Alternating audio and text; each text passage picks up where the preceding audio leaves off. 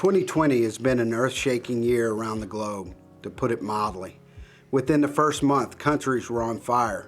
The world was preparing for war between Iran and the U.S. English royalty were stepping down from their royal duties. An American icon and his daughter died tragically in a helicopter crash, and the stability of the European Union was in question as the UK withdrew. This all happened by January 31st. The months that followed were no less earth-shaking. The Me Too movement saw a major conviction in Hollywood film power. Coronavirus gained international attention and entire countries were locked down. Our president began and completed an impeachment trial. The country became visibly more divided. As coronavirus grew, churches and businesses were closed. People were told to distance themselves from each other and to isolate themselves from everyone for weeks at a time in some cases. Depression increased exponentially. Then, in the midst of the new social distancing measures that had impacted Americans financially, socially, and spiritually, came a video that eventually sparked the outrage that has since left cities burned around the world. That video was shot in Minneapolis, Minnesota. George Floyd was killed on video by a police officer who kneeled on his neck for nearly 9 minutes as 3 other officers stood by. Protests broke through the silent stay-at-home orders created. Outrage spread. Cities around the country and now the globe filled the streets with shouts of anger, hatred, hurt, and despair. Businesses were burned on live television and internet live streams. A war between city councils, citizens, and police departments took center stage. If 2020 has done anything, it's been clear God has prepared America to face the facts. We are a nation full of false gods. We worship our policies and political parties. We hope in them to protect us and to secure our prosperity. We hate our neighbors who hold up other political idols before our eyes and war with them as if they are the enemy, not the sin that the gospel shows so easily ensnares us. We worship entertainers and business leaders. When they die, fall from grace, or walk away, our hopes go right along with them. Instead of hoping in God and His faithfulness, we look at broken, sinful men and women in His image and follow them wherever they lead. And we build our own kingdoms as our own tiny gods. When countries burn, businesses fail, markets crash, and we're forced to flee or lose all we amassed, it's easy to see just how much our hearts can be tied to the things of this world, instead of being a people with our hearts, eyes, and treasures all aligned in heaven, focused on Christ. Despite all the chaos and loss, we have hope because this is still true. God is alive and well, seated on His throne, keeping His promises and bringing His great plan to completion.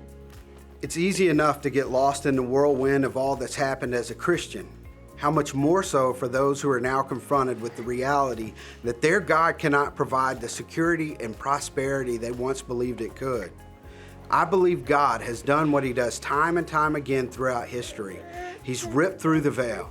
He's opening the eyes of people around the globe who He intends to hear, believe, and receive the gospel. And this is our hope. Jesus Christ died to save sinners, just as God promised. And He is risen and reigning today. I'm Michael Strong. I'm Laura Beth Strong. And we are your missionaries to Minneapolis, Minnesota. As many of you know, Minneapolis was destroyed as a result of the George Floyd riots. Council members have decided to dismantle our police force. The COVID-19 pandemic is still alive and well, and many businesses are still closed. Many of our neighbors are out of work.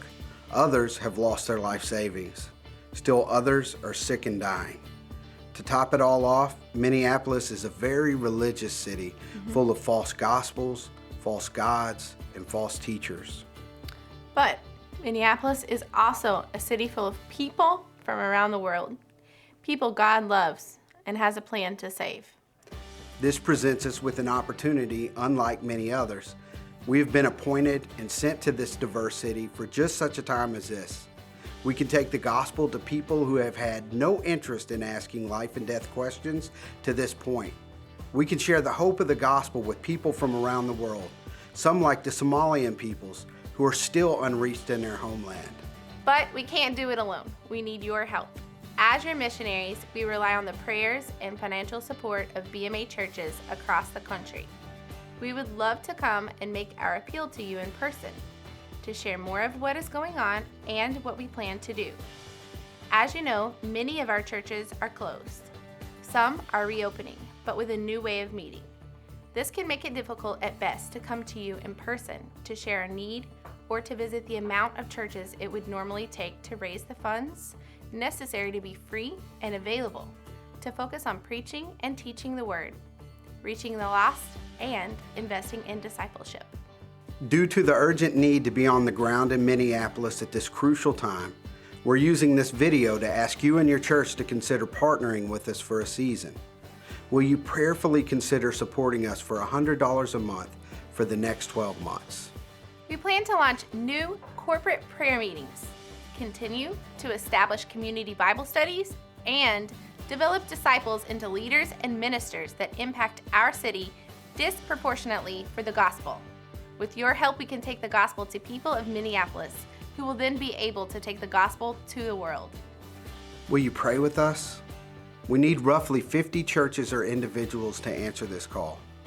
We believe God is already stirring a desire to reach the lost people of Minneapolis, but we need to connect and get this message to them. He has prepared them for just such a time as this as well. We were made to partner with each other. Please pray God will help us find them and share our needs so that they can joyfully respond and answer God's calling on their life at this time. And thank you for seeing God's call on our lives and sending us out ahead of time. I don't think that it's a fluke or coincidence. It is providence. It is our joy to serve alongside you as the hands and feet of Jesus in the BMA working in Minneapolis, Minnesota. We are glad to be your partners, and we are glad to be your friends. May God bless you and your church for His glory. May God use you mightily to make His great name known among the peoples of the nations.